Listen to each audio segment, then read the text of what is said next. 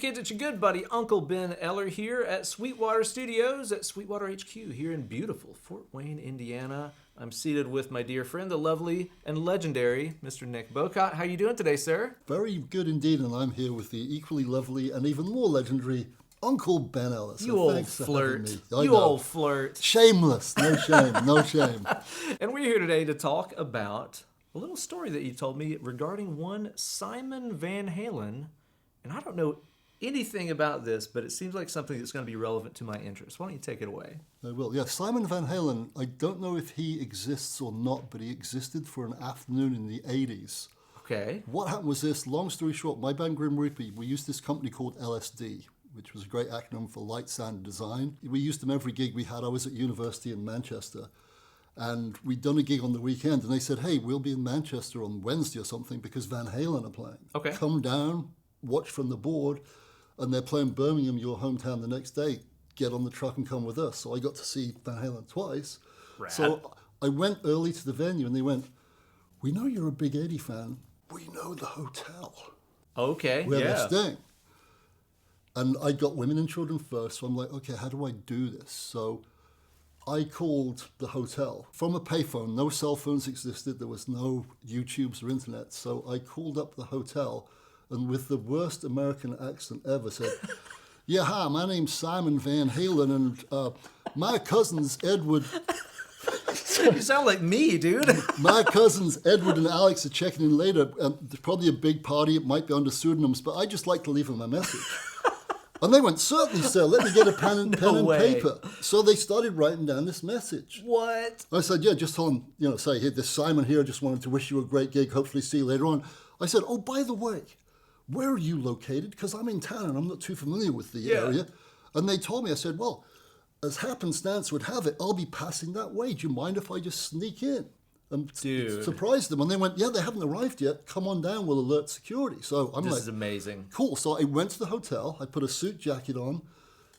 I had my album. I had the guitar, which had stripes on it. Yeah. Because I wanted to get stuff signed. And there were maybe 50 or 60 kids out there just hoping that was maybe the hotel. I walk up to the security guy at the front of the hotel because they put one out because all the kids lecturing. He went, are you Simon Van Halen? I went, yes, sir, I am. He said, come on in. So I go on in and they go, yeah, they still haven't arrived.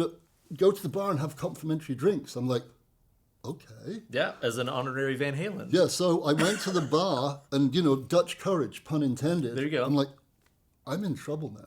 Yeah, this is working. So this is working. So, and I was there for like 3 or 4 beers later. Yeah.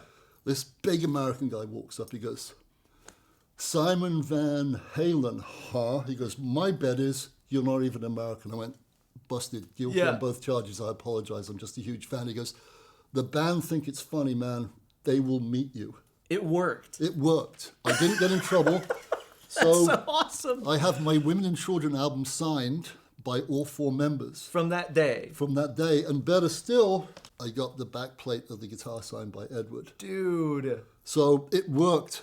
Lying sometimes, a little white lie. Just a little thing. It worked. And the one thing that shocked me was I'd always thought David Lee Roth was like 6'8". Yeah. But I realized he just appeared big because the Van Halens were relatively small. Right, yeah. It's the same as Bon Scott. Right. By comparison, he looked like a giant, one. relatively speaking. And the funny thing is, I got to work with Edward, may he rest in peace. Of course. And we had some great conversations, but I never felt the moment was right to insert that story. So I never told him. But wow. Simon Van Halen. That is too cool. That's hilarious. That's my Simon Van Halen story. That feels like something that would be in like a Wayne's World movie. Where they would cook up some kind of plot to sneak into Van Halen's hotel by pretending to be their cousin or something. Yeah. That's phenomenal. I think I file it under so unbelievable you can't make it up. Yeah, exactly. And I got away with it. I don't think I could do it now, but then I just didn't care. It's like, I'm going to do this because I want to meet Edward Van Halen. And I did. Hurrah. That is too cool. That has got to be like the best Van Halen story I've ever heard. Well, thank you, sir. That rules. And now the world knows it because we're here at Sweetwater Studios just talking about it. Thank you for sharing that story, Nick. That's amazing. My pleasure, my friend. My pleasure. And thank you guys so much for watching. We'll catch you guys later. Cheers. That's so fucking awesome. Dude, I'm totally putting that up. That will be great. I'm just going to call that the best Van Halen story I've ever heard. Done.